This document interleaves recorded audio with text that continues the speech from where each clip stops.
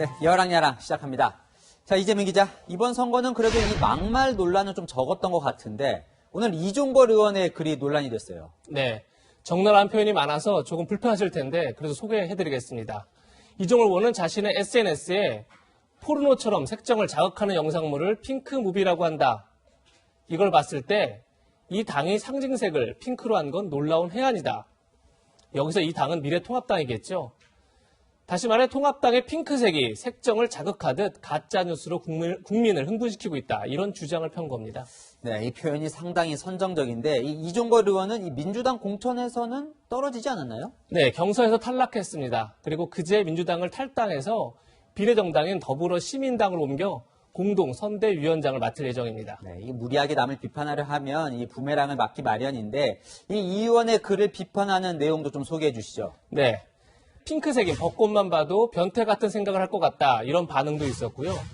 포르노 영화를 속어로 블루무비라고 하는데 파란색은 바로 민주당의 상징색이다. 이런 지적도 나왔습니다. 네, 지금도 나왔지만 이 지하철의 임산부석도 핑크색이잖아요. 네, 맞습니다. 뿐만 아니라 여성 전용 주차장도 핑크색입니다.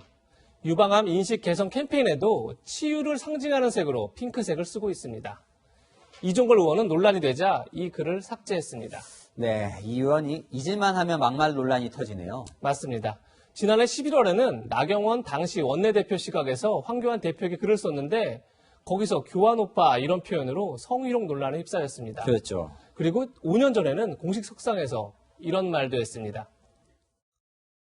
선거 여왕의 진면목을 보여주는 듯합니다. 그러나 국민이 바보입니까?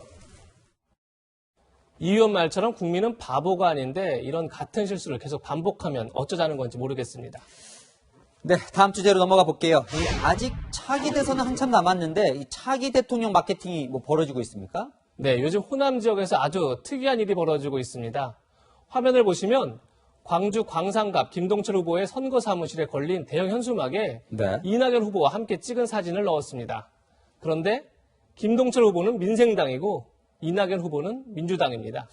그러니까 그 지역구에도 민주당 후보가 있을 텐데 이 다른 당 후보를 내서서 홍보를 한다. 이런 일도 있네요.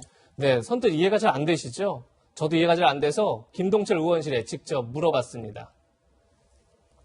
그러면 민주당 후보는 대통령한테 다 양해 구하고 사진을 걸던가요? 저희는 어차피 총선에서 연대 협력을 하고 대선에서는 호남에서 이낙연 대권 후보를 위해서 같이 힘을 합칠 관계이기 때문에 이낙연 후보 인기를 마케팅에 활용하는 민생당 후보는 또 있습니다.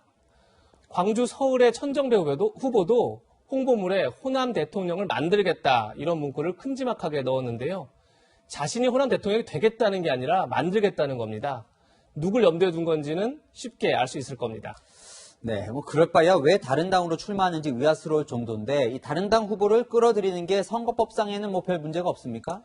네, A당 후보가 B당에 선거운동하는 건 명백한 불법입니다. 그래서 미래통합당 황교안 대표도 비례정당인 미래한국당 선거운동을 할 수 없다. 이렇게 선관위가 유권 해석을 했었죠. 네. 그런데 이 경우는 매우 애매해서 선관위도 선거법 위반 여부를 좀 더 면밀히 검토해봐야겠다. 이런 입장을 내놨습니다. 그렇다면 만약에 이낙연 후보가 직접 문제를 제기해서 현수막을 내려달라 이렇게 요청을 하면요? 그럼 아마 내려야겠죠. 그런데 이낙연, 김동철 후보는 중, 고등학교, 대학교 모두 동문으로 굉장히 막역한 사이입니다. 네.